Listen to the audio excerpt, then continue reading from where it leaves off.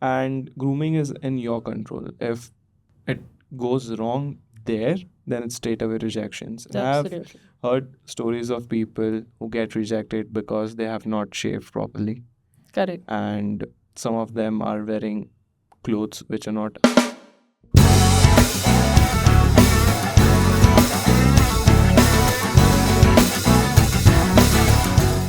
What's up, guys? What's up? What's up? What's up? Welcome back to India's #1 pilot podcast. And definitely a little bit rusty, but I'll try to do my best. And they both are not Capt.Neha and Chintan. They are not Winged Engineer. They are not rusty at all. How's it going? Many new updates, few new vacancies, and exciting times in aviation as usual. That's what it is. That's what is going on. Apart from that, with opportunities, um, there is a need for preparation and to be prepared for those opportunities. That's what we are at this point. And nowadays, it's like whenever any new vacancy comes, there is not much time when they say that there is gonna be a vacancy Correct. and when the exam is gonna be there. About a month or month and a half max. Yes, it's, I would say, immediate, because the portion or the syllabus to cover is huge, right? And let's say if a student or a student pilot, or let's say if a commercial pilot who is applying for an airline, then that person, if he starts now, then it will take a lot of time to cover the whole syllabus. But let's say in this past 4 to 5 months, if he or she is constantly revising on the topics, then they would be in a better position now, so they can focus on things which apart from the knowledge. Correct. Correct. Absolutely. Yes, having said that, the knowledge, yes, it is a foundation to any pilot's, the treasure of the information that they have available with them. And that is very, very much vital and important pilot point of view. Absolutely. So, So do you mind if I just outline how we have thought this podcast to be, so that you know what is to come in Correct. this podcast? Correct. Yes, we will start with knowledge, definitely, but to outline it Absolutely. all, there are certain proficiencies that are expected from pilots. When you are an airline pilot, certain things and certain behavior is expected from you. And to segregate it, there are certain proficiencies. Approximately how many proficiencies? Nine Nine proficiencies are there. And you go to different airlines, different places in the world, it will still remain the same. That is how pilots are expected to behave. That is how their proficiencies are measured. This is not specific to any airline or any country or anything. This is the baseline.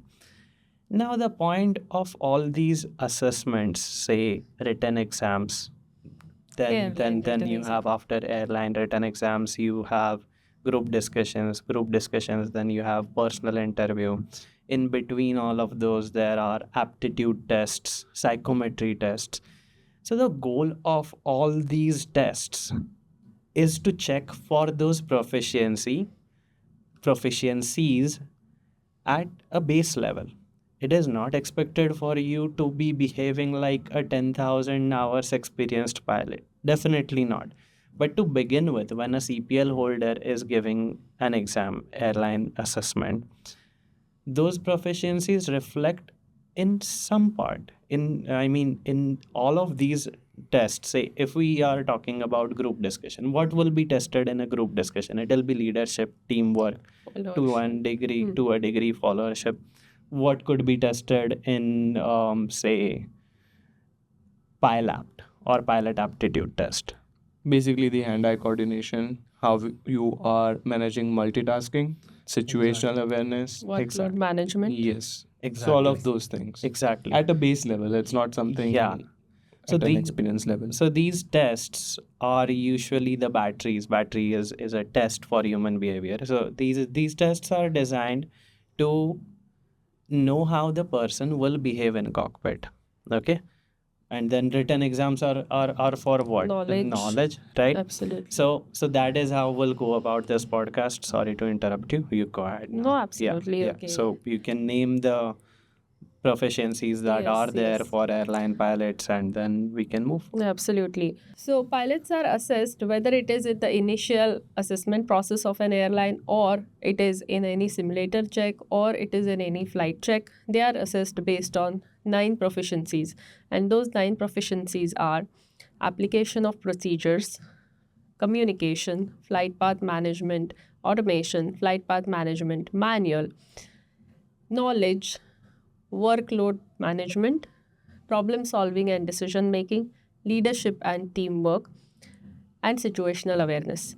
These are the proficiencies based on which pilot is assessed. So, we will discuss each one of them in detail so that you know what is the significance of it and how pilots are required to have good proficiency in these aspects. And applicability of it for this initial path of being selected into an airline. Like when they get into airline, when any one of us got into airlines do train pilots to develop into each of these proficiency. So, but right now, what we are addressing in this is when you are giving the airline assessment, if any of this helps you, then that is why we are making this podcast.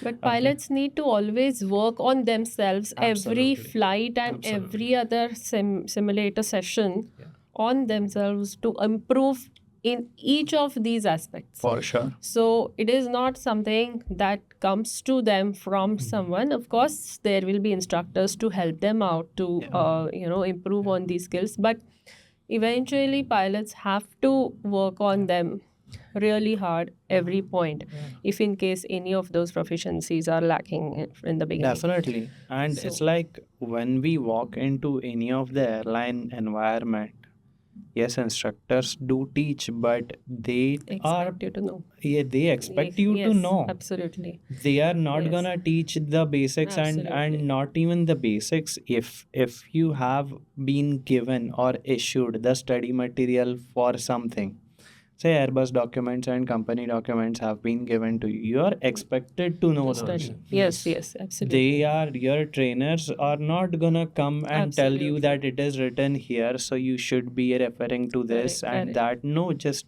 do your thing. Correct. And there is a lot to do, to be honest. Yes. Yeah. So if we dive into each one of them, like I would say knowledge. So whenever an airline tests you for the written exam, then they would test individuals for knowledge, right? Yes. So knowledge is that is actually the foundation to pilots, and that is the reason why first step is written exam. And in that, if you are a cadet pilot writing the exam for cadet pilot, then knowledge will be based on 12th physics, maths and English. If in case you are a CPL holder and then appearing for the airline exam, then the knowledge will be based on all the subjects that you've studied for your CPL. But here it is in much more depth and more additional topics need to be learned, which are, there for ATPL maybe. Like apart from your CPL syllabus, you may need to know about the Class A aircraft performance, which is the bigger airplanes performance. Then more detailed knowledge about, Jeppesen radio charts. navigation aids, Jepson charts, etc. So these things need to be learned. Apart from that, so if that is required to be learned, then yes, that, you can take help, or if you can do it yourself, then fine. But so that's about the knowledge part. Yes, and for the knowledge as well, as let's say if someone is a CPL holder who is applying for the airline, and we know that DGCA syllabus is the portion for the written exam for a CPL holder. So let's say if a person had studied DGCA syllabus in depth and all the concepts are cleared when he started his DGCA ground school, he just have to revise once he is up preparing for the Yes. L interview. Yes. So whenever anyone is selecting a ground school, make sure that they go for the best one, Absolutely. where they get the best information, best Absolutely, guidance, absolutely. and obviously all the concepts are clear. Absolutely. And it is extremely important and vital that you know the concepts and not just go through certain question bank and then memorize those Yes, questions, because these questions won't be from a particular bank. And if it is okay to practice, but then it is not okay just to solve questions and then go for the exam. Yeah. So it's very important. While that would be also important, but first is to it is okay to practice. Right. But then first, after knowing the concept, then you practice as many questions as you want. 100%. So, Definitely. that is for the CPL holders. Then if in case type rated, if individual is type rated after CPL, then in addition to these CPL subjects and ATPL knowledge, level knowledge, he or she requires to study on that particular airplane specific as well, type specific. So procedures are required to be studied, systems are required to be studied, limitations are required to be studied. So there is a lot to be studied before going for written exam.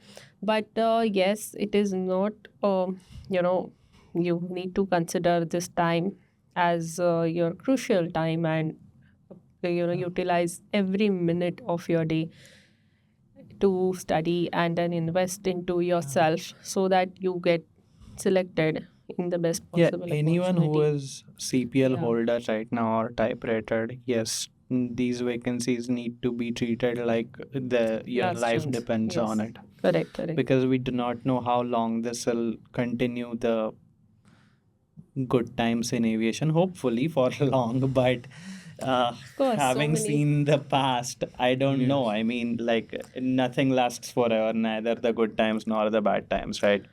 Yeah. Airplanes are in the order. Yeah. So many new type of airplane like Airbus 350 is also in the order. So the existing pilots who have certain level of experience are getting promoted to that airplane, and because of that there will be vacancy on the narrow body like Airbus 320 or Boeing 737. Right. So Ali Asgar, I saw his story that he has gone for Yeah. A350 type Yes, rating. yes, He is A350 rated pilot Yeah. now. Congratulations, Ali Asgar, if you're watching this.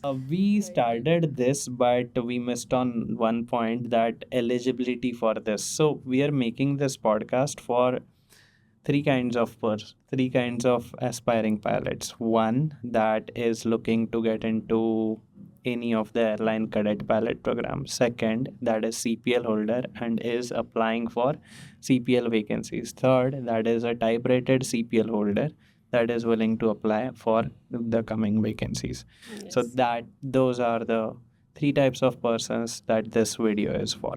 And anyone else who is aspiring pilot but that is not in those stages, yes, it won't hurt for you to watch this video. It'll give you an idea about what's your future assessments gonna look like. Correct.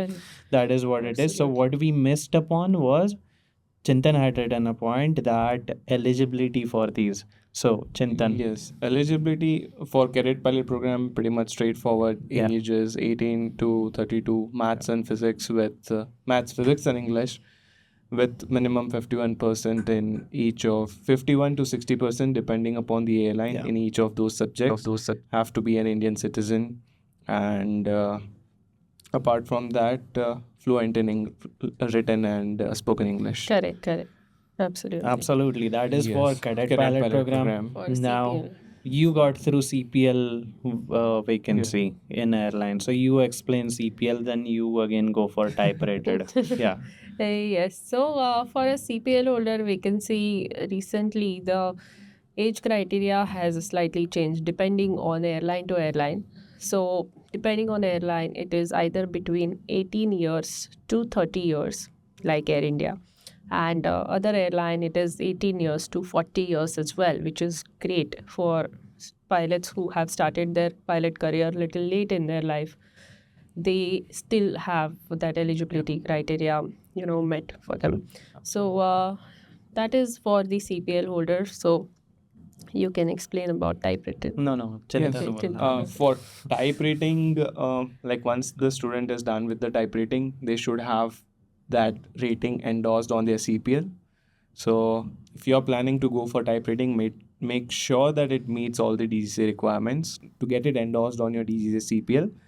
The age criteria is from 18 to 40 years as well, and it also varies from airline to airline. Correct. And depending upon the situation as well.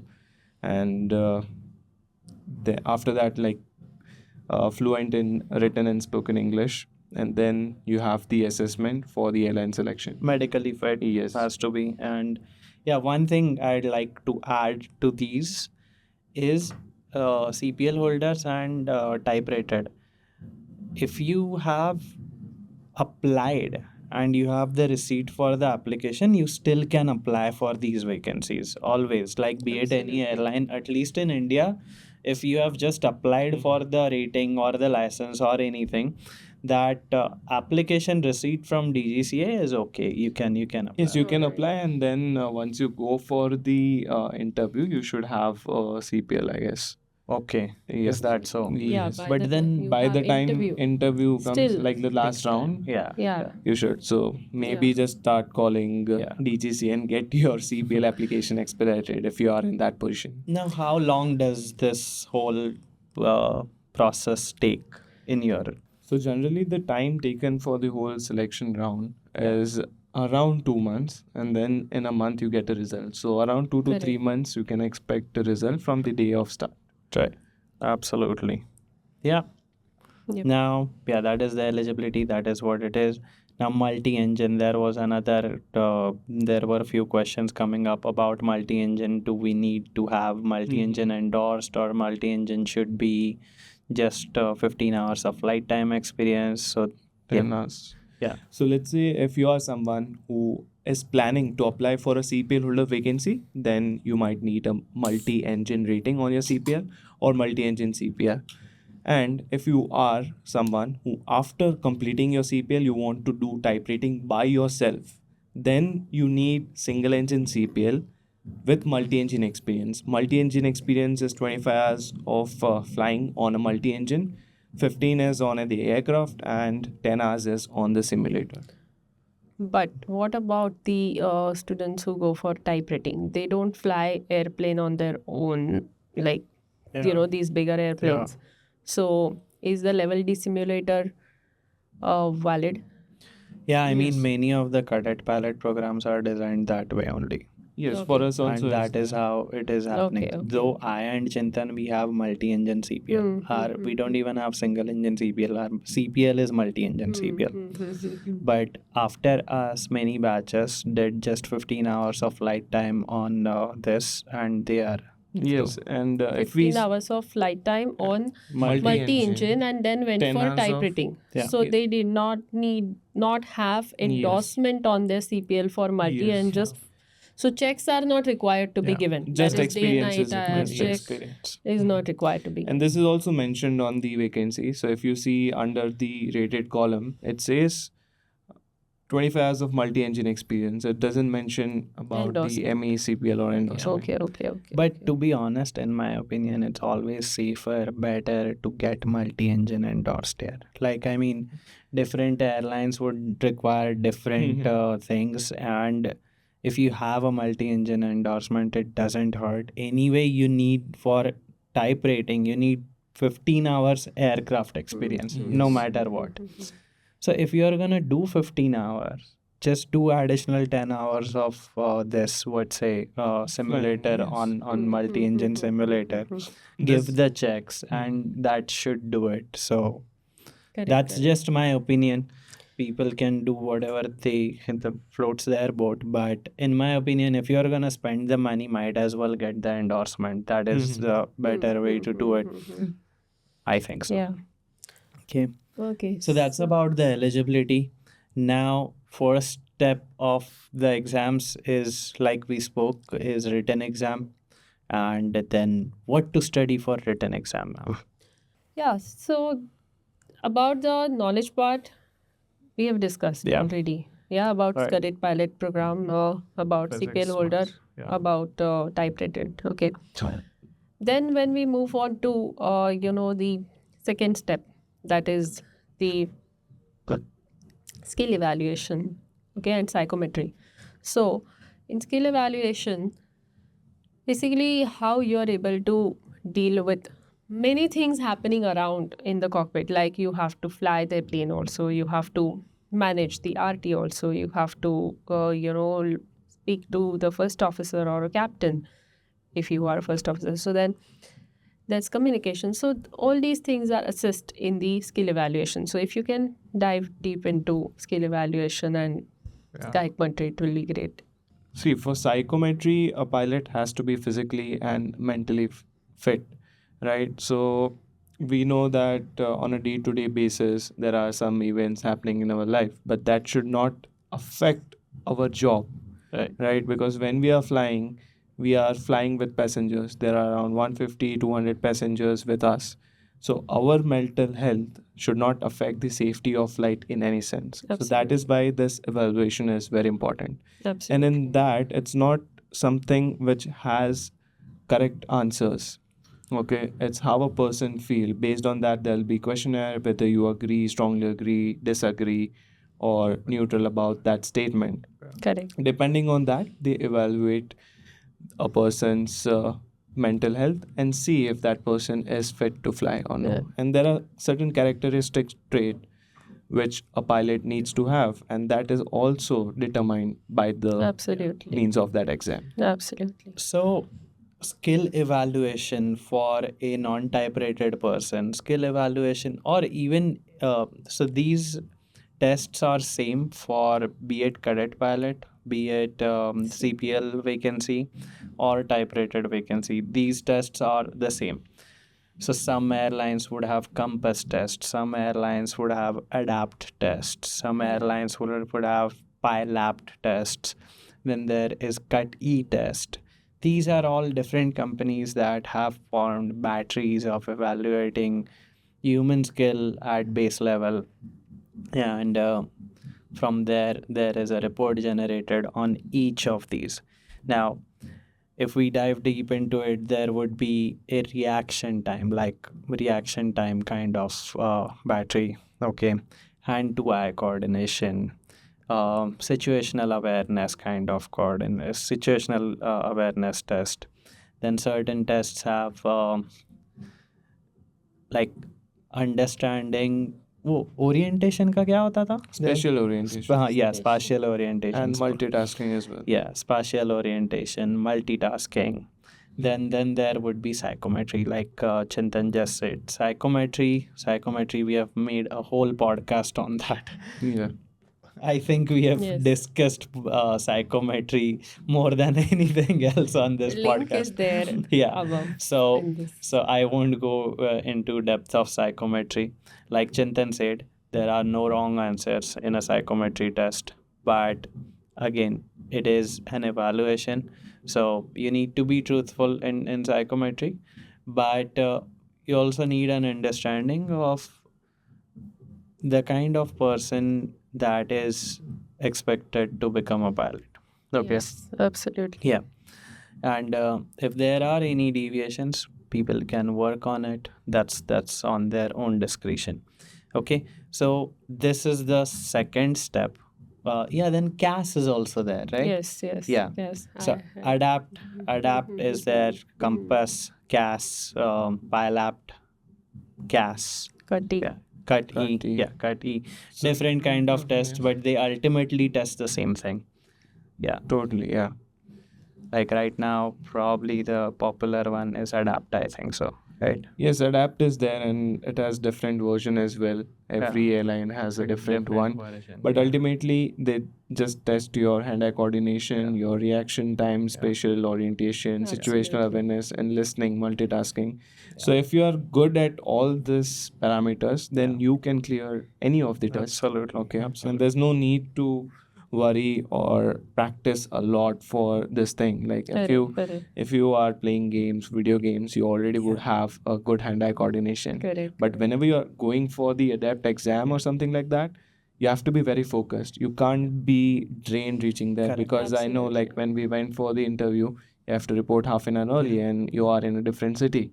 So you wake up around 4 to 5 hours before your reporting time. So by the time you reach the center, you might be drained. Yeah. So focus is very important. Energy management is very important on the day of the examination. 100%. Absolutely. And know this, that you're only expected to be a human in these tests. If it feels like too overwhelming what's going on, okay, it's all right. The test is designed such a way that will push you to your cognitive abilities, to your cognitive limit. And that is why you feel that way. It's understandable. But it is to simulate the environment in cockpit when something new comes to you. First time you enter into any bigger airline jet cockpit, it does feel overwhelming. It does feel a lot is going on, right? Yes. Eventually with time you get used to it. So that these tests on each area, be it any part of it, are designed to push you to your limit. Okay, so nothing to be disheartened by the way it makes you feel when you do it. It is designed for that way, and that will generate your reports, and your reports are also looked at as if a normal human's reports. That's how it is. So do your best, be in best of your own capacity for these skill assessment, which Capt.Neha said, called it. These are the batteries for aptitude, basically. Okay. Correct. Then yeah, overall general IQ is tested in these. Then personality is tested.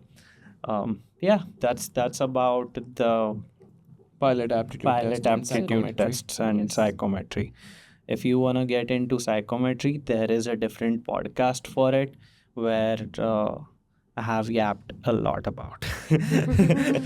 Okay, so Yes. yeah, we won't go into psychometry in this podcast. Go ahead. Yeah, now Yes. next. Yeah, you passed the aptitude test, you passed the knowledge test. Now next. Next, group activity. Yes, group activity. Group Group activity, activity. group discussion, whatever Yes. that it might be. So, in group activity, of course, they would test you based on what is your way to go about it when you are in a group, or whether you respect others, or whether you just prove that okay, I am correct and others are wrong. So, these things are tested in group activity. So here, your leadership, teamwork is tested, or even followership for that matter, and how you are able to manage your workload in a stipulated time period, which is required to be done in the cockpit. Because there are too many things to be done, and those need to be done by two pilots in a given time. And that needs to be done correctly to reach a certain goal to make the flight safe. So that is, tested in this group activity. So in aviation, there is this thing called as, which of lately in 2000s, which started the aviation industry started focusing a lot about, was CRM, crew resource management. And as that crew resource management was developed further and started to contributing to flight safety, then this group activity, group discussions was added to the assessments. That was the reason that how pilots are behaving with each other and how is the environment in cockpit managed. That is crew resource management.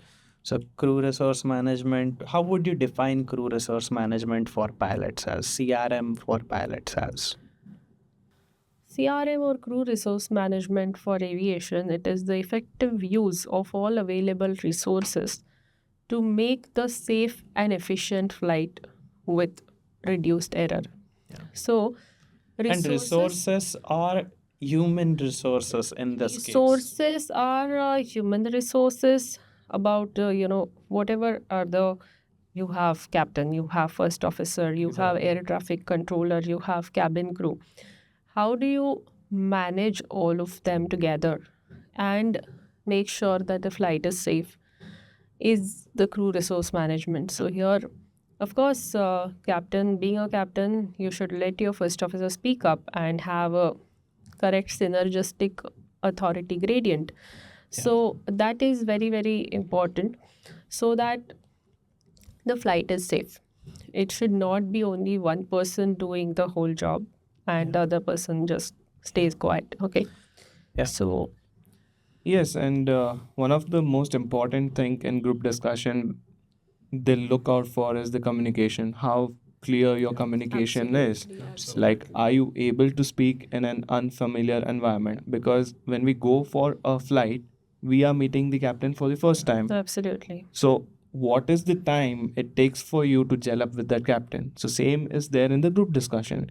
Like, are you able to communicate with the other team members Correct, efficiently, correct, clearly, or are you being nervous to or hesitated to speak correct, about? correct. And then how assertive you are. Let's say if you know something, so how assertive you are on that fact. Okay, if Correct, someone else is telling you something wrong, so you should not be accepting that fact.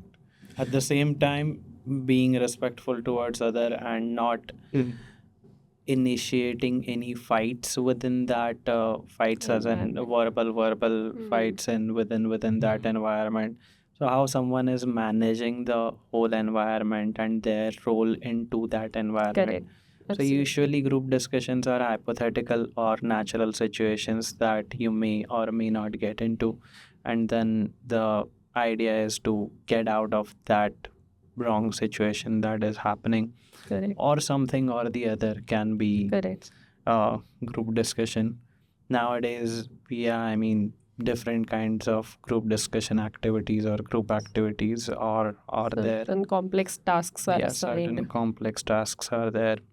That is about group discussion. Apart from that, in group discussion, it's like there would be someone that usually makes the strategy to the given problem. Then there would be contributors to that strategy. Then there would be people who would be probably, if it is an activity, that would be executing on that strategy. Correct. If it is an activity, if it is just a verbal, then there is a strategy. Some would take lead. Then Correct. there would be a strategy that is formed. Then some would follow that strategy. Correct, Some would correct. choose to lead that strategy. Some would manage time or manage resources, right? Time is another resource, right? And then there would be people who would be encouraging others, okay? Correct. Then there might be people who would be criticizing others. Definitely. Now the point is, a good group discussion is like in my opinion, it is like a brainstorming activity. And in my opinion, like, I used to work before getting into this. So a group discussion should be more constructive than critiquing. So Correct. a brainstorming activity is like you are giving certain idea, I'm giving certain idea, you are giving certain idea, okay? Now the job is not to fight with both of you that my idea is better than yours, but to take best of those three ideas, probably something from your idea, something from his, something from mine, and it is like a living organism that continues to grow. Correct. So then someone would be like, we have only 30 minutes, so we keep, someone keeps time, and now this is growing further and further Correct. and further. Then there comes a point where there has to be a consolidation, because 10 persons, we are three, more 5 6 persons, someone has so many ideas. Now we need to come to a resolution. How do we get out of this situation? Correct. One can be individual contributor, another can be supportive to people who are making contributions if you do not have any inputs to give, but preferably more inputs you can give, that'll be good, not definitely irrelevant inputs. Those whatever the inputs are there should be valid and Correct. should have a metric. Yes, and Yes. also throughout the group discussion, one has to be attentive as well. It should not happen that at the end, when the conclusion is going on, we become blank and the people are just zoned out. Yes, yes. So being attentive in the whole that 15-20 minutes of the group discussions is also very important. Absolutely, definitely. That is, it's like it is an important day for so zone out in that day. If someone does, no, that is not the. I mean, it's not like, let's say some students believe that, okay, in the first 5 minutes I have spoken a lot or added my point, so now I have just passed the group. It's not like that. No. Until the end, you need to contribute. You need to be Absolutely. involved in the group Absolutely, discussion. 100%. Just like So one of the instructors in L3 told me that, I don't remember his name. Someone said it. He was like, your job ain't over until your aircraft is parked. yes, Like in the private pilot's time, like you think, all right, landing is done now, right? So back in in private pilot license, you don't know a thing, to be honest. So your job ain't over until you park the airplane. Until the parking checklist is complete. No, like he said this to me when I was like tying up the airplane, like so parked, tied up, and parking checklist is in airlines. Airlines parking checklist is because there are people to do rest of the things, but for private we have to tie the we have to tie the airplane lock with the the doors. Then do a walk around, see if nothing is happening. There's no tail strain and stuff. Correct. All right. So like Chintan said, until the group you walk out of that group discussion. Another point is encouraging people in a group discussion. So this is, to be honest, more of a brainstorming. So if you just Google what is a brainstorming session, and what are the criterias for brainstorming sessions, all these MNCs, big corporate companies, they often have brainstorming sessions for new ideas, to come up with new resolutions and to come up with further growth strategies. They have brainstorming sessions. Now these brainstorming sessions are pretty much like group discussion, and if someone leads a group discussion that way, it's a pass usually. Yep. Yeah. So that is about group discussion. Now, if you ask us about what topics and all, then that is not something that we can disclose. But yes, that's about it. Anything else that either of you want to add to group discussions? Yeah, that's about group discussion, I would say. And one more thing is like, as you mentioned about the topics. So there can be topics which you may be hearing it for the first time. Yeah. And like how to tackle it is just listen to what everyone is saying for the first 3 to 5 minutes, get some idea, and then when you have some idea, speak about it. Simple. Absolutely. There's no need to get worried or stressed that, okay, now you don't know about the topic, what you are going to do. Or get some cues from the information that is given to you. Yes, definitely. And try to connect the dots. That's important. Absolutely. Apart from that, it is like we said that be constructive rather than critiquing. So if someone is saying some point, rather than fixating on it and critiquing that point, just move on and respectfully say that this would be my addition to it, and I think this will help in this way in the situation, whatever that is presented to you. Nowadays, also I've heard some airlines doing certain CRM activities within the group discussion. Okay. So, those certain CRM videos that are there on YouTube, like, or something, just few glimpses of those videos, and then the group is asked to discuss about it and stuff. So anything like that, be very attentive, like Chintan said, each minute, each second of that group discussion, try to gather information from it, and have your views about it, be respectful, and add value to the group for sure, in a way that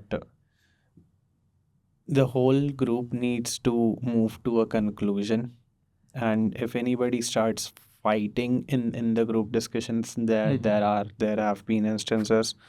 So just try to de-escalate the situation in that case, because if a group fights, it's usually the whole group that is failed into it.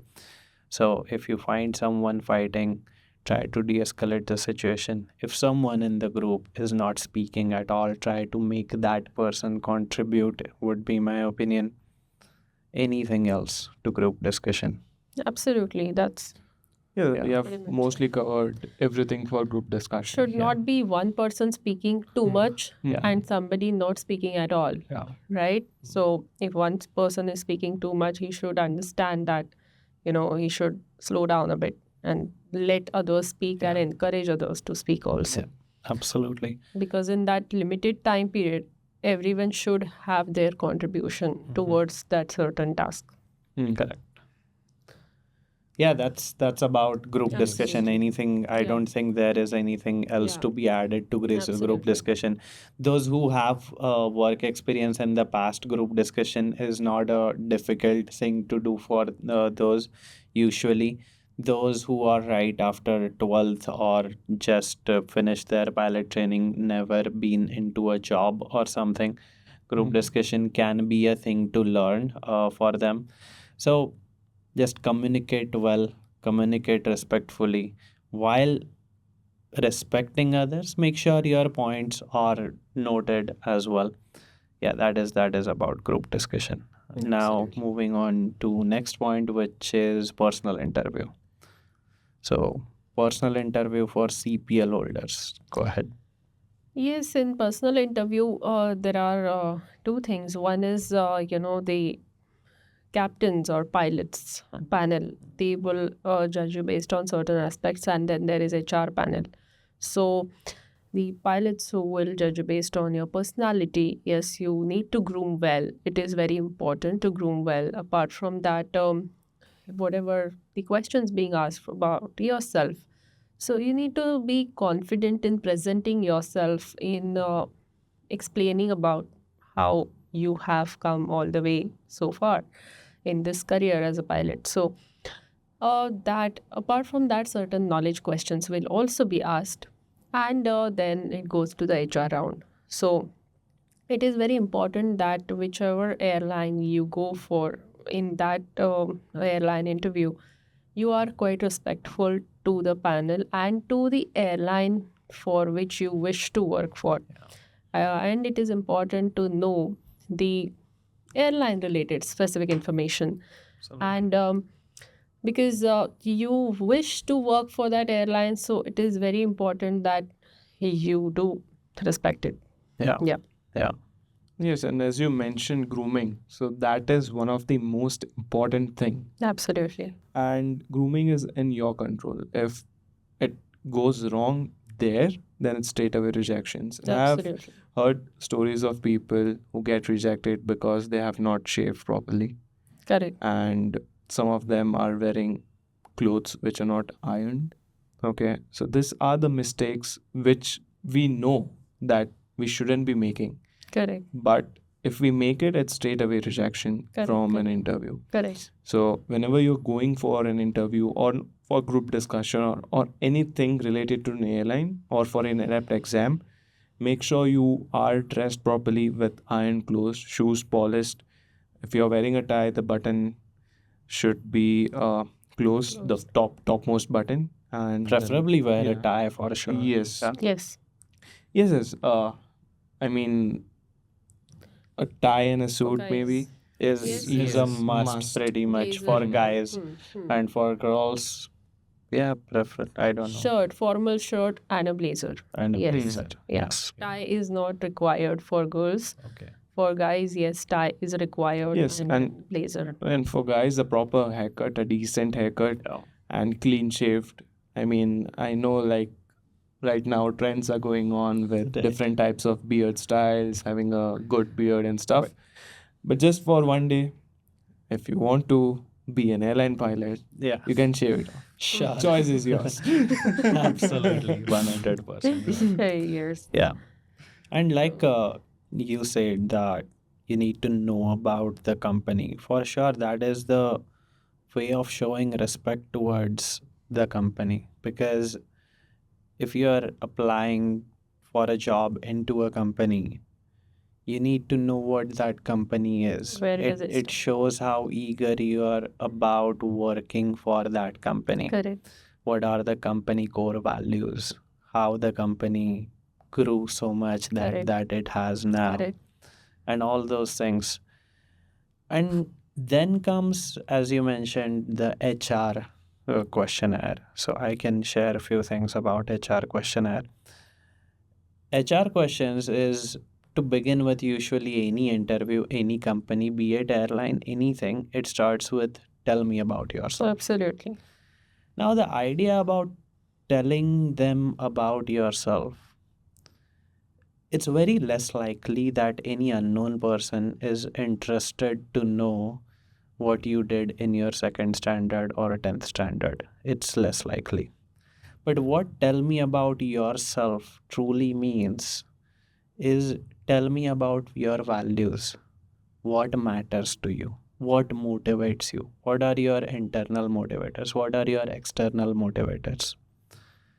And now, if you are applying for a job in any company, any airline, the company has certain values. You have certain values. If these overlap each other, now that makes you a good fit for that airline. Correct. So when you tell about yourself, that is how I did my tell me about yourself, to be honest. Okay. When you tell about yourself, tell what motivates you. Tell what are your values, what is your truth, what, and be truthful in each of these answers. Yes. Don't make anything up, and don't mug up answers from the things that like people have certain circulating answers. Do not do that. Do not. I mean, and then another point is why you want to become a pilot. If someone says tell me about yourself, right, they won't have to get to the question of why do you want to become a pilot or why do you want to apply for so and so. Correct. Because you have conveyed it all in tell me about yourself. You have conveyed your values, and you have reached in that discussion to a level where the reason for you sitting in that chair is already justified. Correct.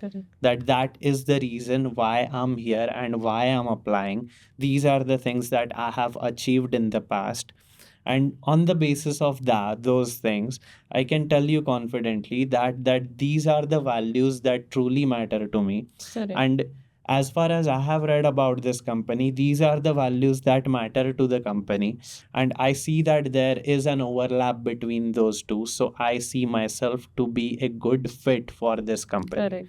Now, in this simple conversation, we have conveyed everything that is to be known about you, and that is the truth that matters in that chair.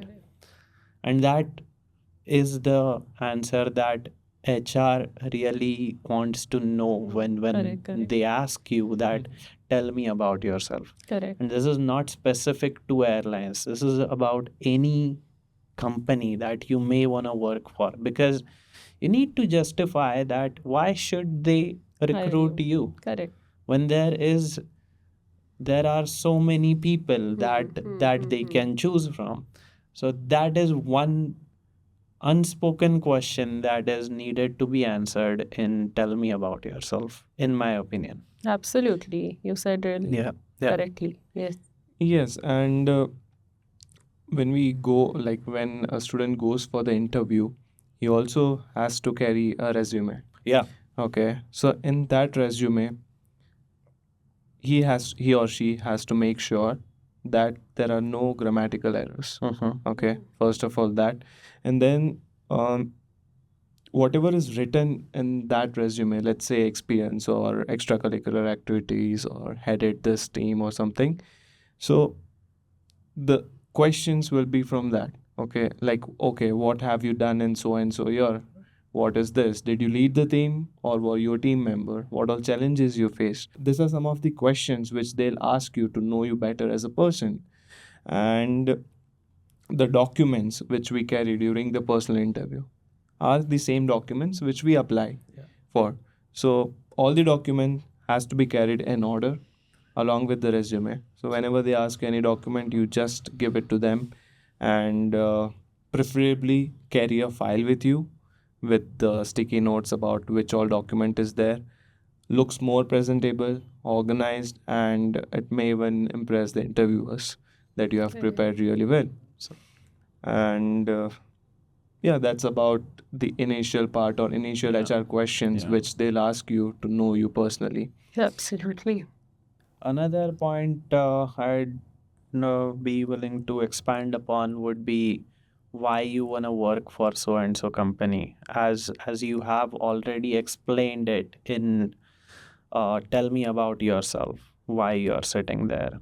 Now this is a detailed version of why you want to work for this company. Now this is the time you want to talk about more about company and you, the overlaps. So you can only talk about company if you have read about it. We can only like we need to, and see, most of these companies are public. Their information is publicly available.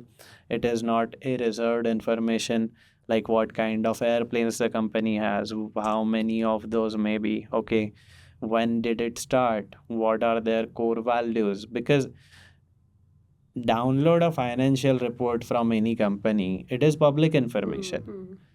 It is a notice to its shareholders. It is a report for its shareholders. It has Public company. Yeah, it has everything written. And otherwise, go to website. Websites have all the information that is to be known about that company. Like Air India, if you talk about, go to the Air India website. When did it start? Who started it? The legacy around it. Everything that there is to know about Air India is there. Another airlines, go to their websites. Everything that is to be known is there. Now we emphasize about our core values, our motivators. Okay, like I'm going for the interview, I will be like, these are the things that truly matter to me. These are my, so I consider motivators as internal and external motivators. Internal motivators would be something that I would be willing to do even if nobody is watching. That is an internal motivator. Like external motivator would be, yes, money is an external motivator, and being truthful is okay. Okay, everybody needs money, right? Internal motivators would be, I consider punctuality is an important value to a human being.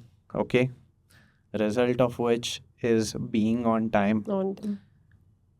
Okay, now if we go into further details, then that'll be, so I won't go into further details. That was just an example.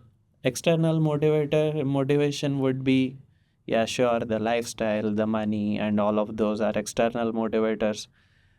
But internal motivators, in my opinion, should overweigh the external motivators, and the likeliness of a person sticking to the decision that person has made would be if their internal motivators are stronger. Like internal motivators would be discipline, punctuality, hard work, or another internal motivator would be how you spend your life at your work, of what joy you expect out of it. All these are internal motivators. Now you compare those two, find the overlap, convey that overlap, and yeah, that is what would be why you wanna join so and so company. There is the answer. That said, the answer should be a truth.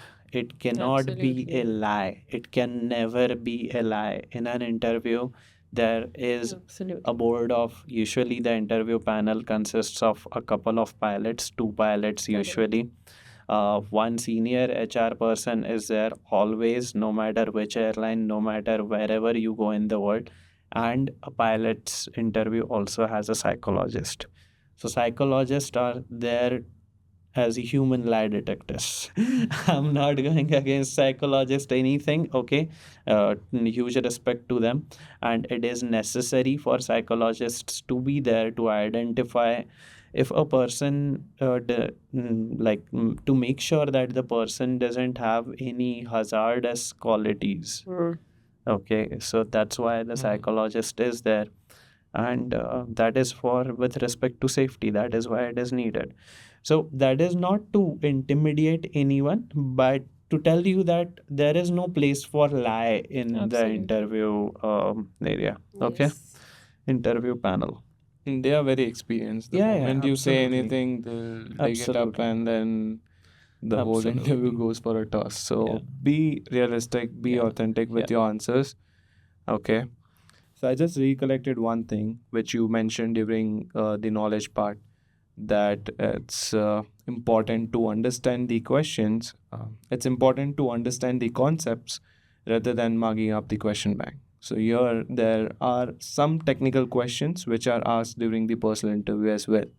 So now if a student has just marked up the questions and passed the written, if they ask any concept in the personal interview, that student will struggle and the Correct. interviewer will catch him No. and know that this person has not understood the concept. Correct. So that is why it's very important to understand the concept. If you have passed the written and you know the concept, personal interview will be easy. The technical part of the personal interview, you will clear it with this. Correct. Your technical part is the knowledge part. It doesn't only mean technical general subject. It means the knowledge part that is called as technical part, and then comes HR round. Both these are part of your personal interview. So yes. Now for type-rated, technical would be the aircraft specific technical as well. Yes. So the person needs to know really all the procedures related to whatever that they, systems, procedures, Limitations. why those procedures are in place. Then like Airbus has two documents for procedures. One is FCOM that tells you what is the procedure. Then FCTM is the document that tells you that how to follow that specific procedure. The technique, the more human words are in FCTM. FCTM is a nice document to read, to be honest. It's and you don't even come to know how you're done with like 15-20 pages at one chunk. You just decided to read one thing, but now you are into completely another thing because you are going on next page. Yeah, so FCTM is a nice document. So if you are like a type rated pilot, then FCTM is definitely a good book to read. Right now, ops manual at this stage is not required. At the Ops manual is a company document that is issued and that is required to be referred only after the candidate is selected in an airline and then they get access to it. Absolutely. So that is company specific information or company specific procedures to be followed. Absolutely, 100%. So at this point, you need to know as a type-rated pilot, if you are type-rated, then you need to know about that particular airplane systems, its procedures, that is normal procedures. Abnormal procedures will be tested like engine failure in your simulator check, which is after your personal interview. Apart from that, you will be required to know limitations and memory items.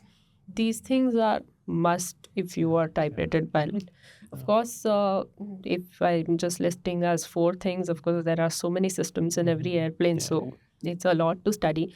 But yes, that's what it is required to be done. Yes, and plus with the aircraft knowledge, DGCA exam syllabus and the ATPL as well is required for type-rated CPL holders. Correct. For CPL holders, DGCA and ATPL, like DGCA CPL exams and the ATPL DGCA exams knowledge is enough. Absolutely. But type-rated CPL holders have to work really hard for CPLA, TPL, and aircraft specific. So Yes. everything together. Yeah, And it's plus, a lot. yeah. Like It's a lot. seriously, it's a lot because the candidate is sitting in front of a person who has thousands of hours of experience on the same airplane.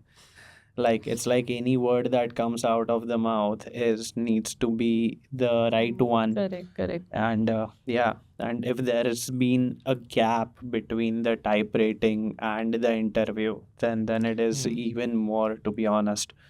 That's about type rating. But if you have done type rating, you know what documents to refer to, you know what is to be read about it. Yes. About CPL in interview, that would be sure the DGCA exams, CPL DGCA exams, but then again there is a lot more detail to it, such as performance, right? Yes, absolutely. Category Airplane, class A airplane. So class basically, A it is important to understand the performance mainly, like areas which affect your takeoff performance, climb The climb, performance, cruise, your endurance, range, then what altitudes to fly, optimum altitude, etc. Then step climb, then the phases of ETOPS, phases of climb. Yeah, Phases of climb. phases of climb, then landing performance. So a lot of factors which affected these performances. So all of it is explained in the performance. So if you are appearing for any airline exam, then it is important to study at ATPL level and not just at CPL level. So that is very, very important. If you want to learn it from Capt.Neha herself, CNTAA online, okay. If you want to learn it in offline training modules, call us on 9930300426, okay. The training center is in Mumbai, Vadala. Yeah, so if you want to prepare with CNTAA, we make sure that every student is trained in the best way that there is. Capt.Neha takes care of it in offline training. Captain Pankaj and Capt.Neha take care of it. Okay.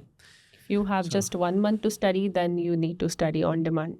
And you need to study like day and night. In that case, you have to go on demand. That's like, and 1 month is, to be honest, like it's Very less. Yeah, to study all of this. Yeah, I mean, see, if you have decided to do it, absolutely. and if you're ready to give like 16, 18 hours a day,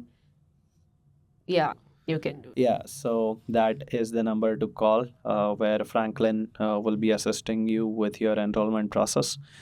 Apart from that, now let's get back to the topic of this CPL questions. So CPL questions would be definitely all DGCA CPL, then the performance, then Jepsen charts. So what is to be studied in Jepsen? So, Jeppesen charts are the ones which are used in the airlines to shoot approaches. Worldwide. Various types of approaches. Majority it is Jeppesen charts. So, when you talk about Jeppesen charts, then it's important to understand what is there in the chart and to decode that. So, you might be asked certain questions based on that, and any very minute, symbol or an indication which is there on the chart. So that is also explained in a very extensive course which is there in CNTAA. So that is, of course, that will be useful to you. So I've myself given lot of various types of charts and explained every minute detail of it. It is like almost 8 hours plus course only for Jeppesen, or based on, departures, arrivals, approaches, various types of approaches, en route charts, airport charts, etc. So yes, if you want to know, then you can go for it. And then simple, like it's not just about reading the approach plates. Yes, in the CPL training, we happen to learn reading approach plates, but then as Capt.Neha mentioned, class A airplane performance, it is like what airplanes those charts are designed for, what is the climb gradient each aircraft can follow, which are the charts that are designed to be able to follow that, under what conditions. All of these things are there. Class A airplanes, if you want to know, it is those airplanes whose all-up weight or maximum takeoff weight is greater than 5,700 kgs or passenger seating capacity is more than 9. Just for clarification, if you want to know. Okay. Yeah. Now that it's been a while since I've read those things, to be honest. What is it? It is twin engine performance, right? Yes, it's multi-engine airplanes. No, no. With That's okay. these. But the Jepson SIDs are designed for twin engine performance. Yeah, SID it is mentioned there the minimum climb gradient requirement. If it is more than the standard requirement because of the obstacles around. Yeah. Otherwise, the standard requirement is. Now the Kathmandu has AR approval. Yeah. Kathmandu got Authorization required for RNP approach. Yeah, Yes, RNPR. So yes. RNPAR is considered as a precision approach. It is Yes. not NPA. Yes. It is a precision approach. Correct.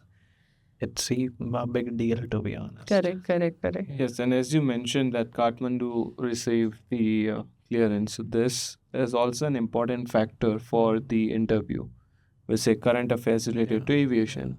What's going on in the aviation industry in India and over the globe as well. Like let's say what all aircraft are coming up. Like let's say next year or in 2 years, 350s or A350s are going to be delivered in India. And then Air India has already taken deliveries of the A350s. And then this 777X is there.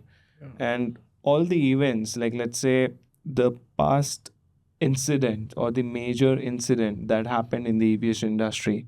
So everyone knows about the Hudson River incident. Correct.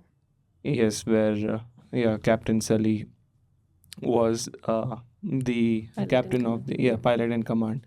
So these are the incidents which a student or a CPL holder should know when they go for the interview, because this all things are related to current affairs, plus what has happened with the airline in the past 2 months or 3 months, and what is their next plan for around a month, like what routes they are coming up with, what all things they are planning to implement, Correct. or what they have implemented, because it keeps you connected with the aviation news, I would say. Correct. And then if you have any questions related to that for the personal interview, it shows that you are well prepared Correct. and you are interested in aviation. And there is no set of questions which you prepare and go and you'll clear the interview. They can ask you any questions. There's no syllabus for personal interview. Absolutely. It's like the Apart from discussion. knowledge. Yeah. Apart from knowledge. Knowledge is, Yes. it's Correct. well prescribed, that whatever that there is.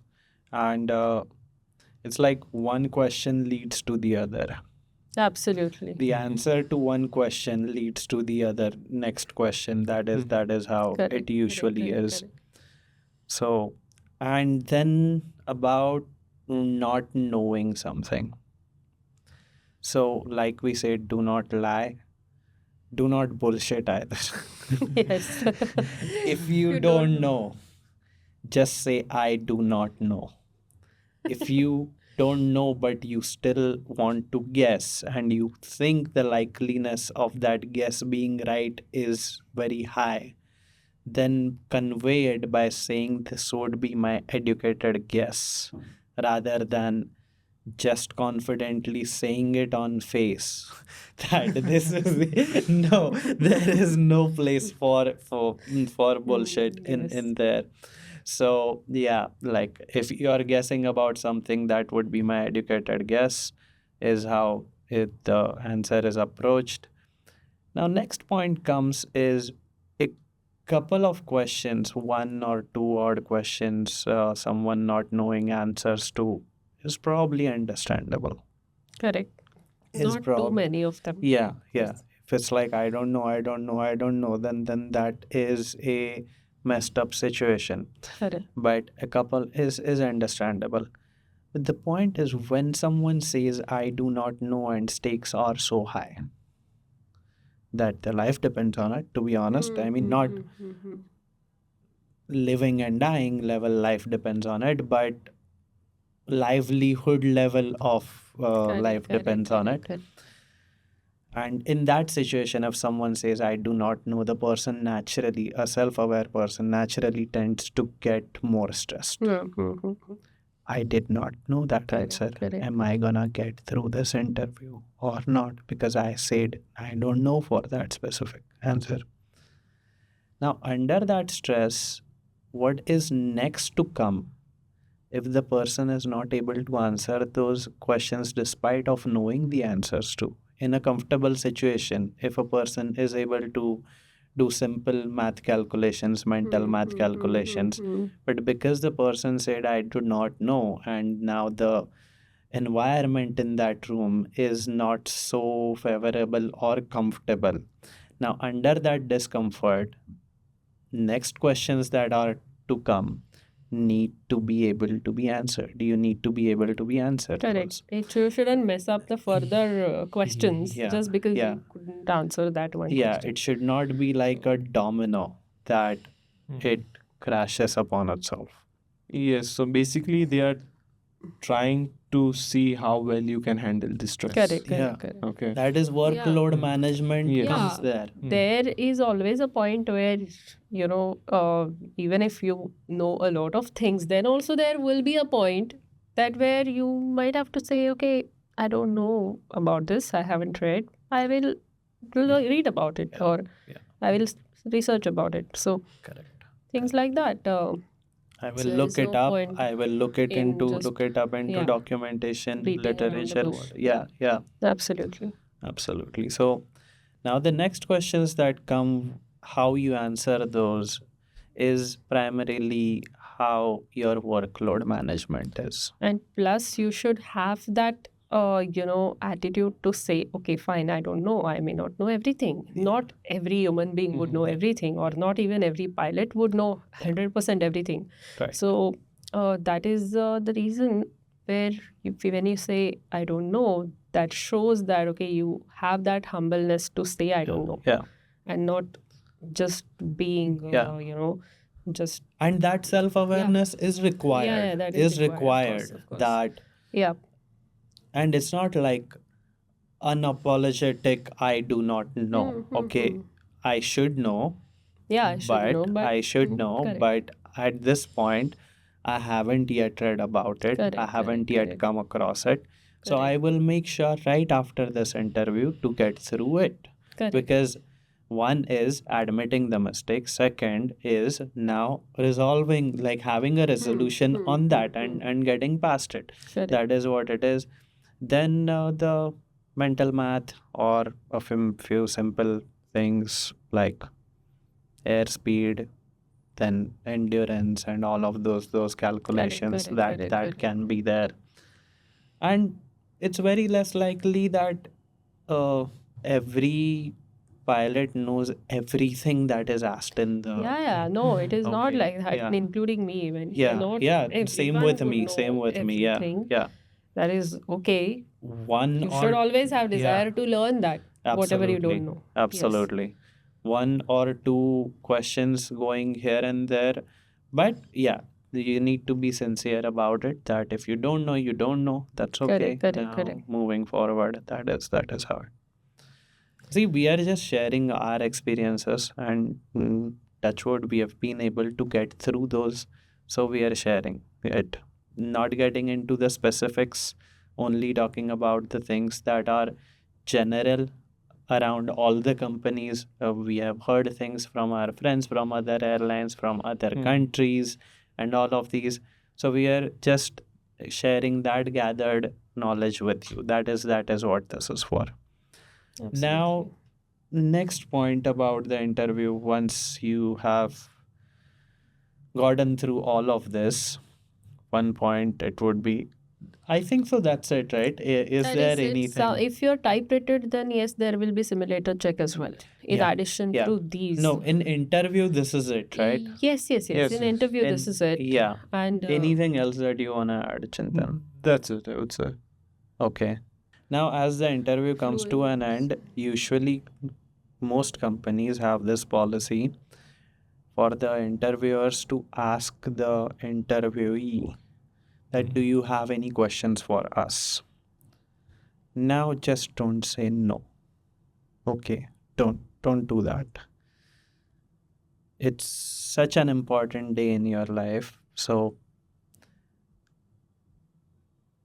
now your question should be in anticipation. Sir, Captain, whatever, ma'am, okay. Captain, if I do get selected in this, please help me with an understanding of how should I prepare myself best for what's to come. In something on those lines, okay? Like an answer that what can I study now for what's to come? Okay. What documents should I refer for what's to come? Okay. So if I do get selected, where do I start my study from? Okay. So something like this would be in my opinion. What do you think? Yeah, I mean, if you just go and say no and go on blank slate, and then that is instead, you should have that curiosity. This is what is our opinion, but of course, it depends on you. We are not imposing that you should give this answer or whatever. It is your own answer. But if you have that curiosity and towards this, it's better. Yes, and it should not be the same question as Nilay mentioned, right? Yeah, of it course. should be of your own. It was something which Nilay would ask if he was in that place. You can ask anything which you would like. Okay, so let's say Captain is experienced with the airline. Guys, I'm just saying what I would ask, okay? I would ask for a suggestion or a words of wisdom or something that I should prepare myself in a way. That is kind of questions that I'm a person that I would ask, okay? But yes, so many students would have some or the other question related to the airlines because every other day we get questions, okay, how much like fees does the airline charge for airline training or like any other questions related to airline which you don't know and which you want to ask. It definitely has to be a sensible one. It shouldn't be like asking anything, okay? Absolutely. So let's say if Captain is working for the airline for 10-15 years, if you want to know how is the experience of the captain working with the airline, you can ask that. Or you can ask, okay, once you start with the airline, how would you like contribute or something related to that? Okay, but these are not the sample questions to ask. You should have your own questions to ask if you have one. And gently, politely, with all due respect. And that is how those questions, because you have done probably a good job until now, so don't mess up with this last question. But just blank no is also not the best answer for that question. Okay. So if I do get selected, like Chintan said, that by what time should I have funds ready for type rating if you are a CPL holder? It's a good good question that if someone wants to manage their funds, yes, definitely. It's a valid question, and it can be a question for many, right? Or something else. You think about it, because it should be your question, not the one that I said, because Nilay said that this should be the question I should be asking. Yeah, that's it about interview, I think so. Anything else that you want to add? Yes, and interview? for personal interview, keep it simple. Like just go there, be relaxed, be calm. It's just a normal conversation which you are having with the captains, with the experienced HR personnel present there. So if you go there and think that okay, they are experienced people, I don't know how am I going to perform, it will affect your performance. Instead, just go there, relaxed, have a good conversation with them. Whatever they ask, just tell them calmly. Whatever they ask you, just tell them whatever you know. If you don't know any answers, don't let it affect your performance. Just move on to the next question. That's how you would go for an interview. We missed on the sitting posture a little bit. Like a good posture to sit for an interview would be like, this is upright, not reclined. Right now, only three of us are there. There's no arm reclined. There's But there's no interview yeah, here. imagine. Yeah. When there was Captain Dinesh, I'd be sitting like this all the while. I won't be sitting like, hey, what's up? No. Okay. So sit upright. Don't be too reclined, because that shows that you're interested and you want to hear every word that is coming out of the other person's mouth. And hands visible. Okay. Hiding hands under the table, that is not the best way to present yourself. So be presentable. Yeah. Yes, absolutely. That's it. Hiding hands shows a little bit of nervousness. So Yeah. it's Yeah. not, Yeah. you should be confident. because Absolutely. They know that you are starting Yeah. off, so you would be a bit nervous, Yeah. but that is okay. You shouldn't be too nervous that it Yeah. affects your performance. Yeah. So Yes. And hiding hands is like, see how this looks and how I'm speaking like this. Hey guys, what's up? It doesn't look good. Okay. So because in the past, hiding hands meaning it's a threat. Okay, by human psychology evolution, it is like it's a threat. The other person is hiding hands, meaning he has a weapon in his hands which he is not willing to show. So if you wanna be welcomed by others, show your hands. It's human natural thing. Yeah, that's it about That's it, yeah. interview, I think so. then, And then for- we have sim check for type rated CPL holders. yes. So in SimCheck, as we discussed, all the area of expertise and those areas are tested and checked. Yeah. So if you are ab initio and appearing for the SimCheck, of course you need to know majority of the abnormal procedures which you have learned in your type rating. Just to highlight a few, yes, of course, memory items for sure you need to know. Mhm. Apart from that, some raw data flying, some circuit landings. Then, if engine failure in various phases of flight, like before V1, after V1, and so those things, and then handling the airplane in various laws if it is Airbus. Okay, so that kind of thing would be checked. Okay. Apart from that, if all the areas of expertise are satisfactory, then yes, you are good to go. Yeah, Yes, and So that's expertise in the sense we have mentioned 9 of them. expertise, proficiencies. Yeah, Proficiencies, yeah. proficiencies. Yeah, Yeah, proficiencies. absolutely. Yep, that's now Sims. We can't tell you much about Sims. Like, I mean, that would be. So yeah, those 9 proficiencies which we mentioned earlier. Yep. Those proficiencies are how all of us get tested Yeah. in our every 6 months checks. Correct. Those are, and any airline you go to, those are the proficiencies. Any aircraft that you go to, those will be the proficiencies. Those are the baseline proficiencies for pilots Correct. across the world usually. Mhm. Yeah. So now Sims, if you have done Sims, you know what maneuvers, what abnormal procedures, what normal procedures are to be Yeah. followed. Just follow those. Company procedures are not expected in pre-employment assessments. Correct. That is okay. Just do Airbus procedures or ATR procedures or whichever the airplane you are getting on, Selected. those procedures, and you should be good. I hope that was helpful to you. And if you are an aspiring pilot preparing for the DGCA exams, be it CPL, ATPL, you wanna prepare in the offline manner or online manner, whichever that there is. We make sure to train our students in the best way possible, and we have a great success result since 2008. Capt.Neha has been teaching since 2008. So sign up for CNTAA online, and thank you if you have been here until now. I hope we could give you some value out of it, and I hope you could make you could have some understanding about your potential interview that you will be going for.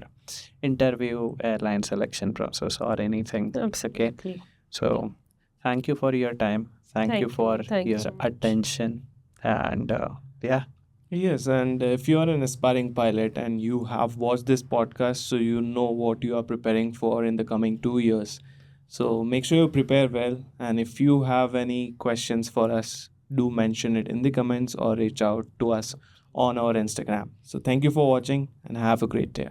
Thank you. Thank you. Yeah. Thank you for watching. and good luck. If you are going for that assessment, crush it. Yes. Do your best, get selected, become an airline pilot after passing it. Okay. Absolutely. Give your everything that you could in order to pass it. Good luck, guys. Bye. Absolutely. And girls.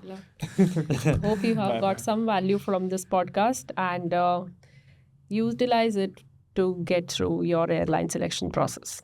Thank you very much. Have a great day ahead. Wish you all the best for the same. Bye. Bye.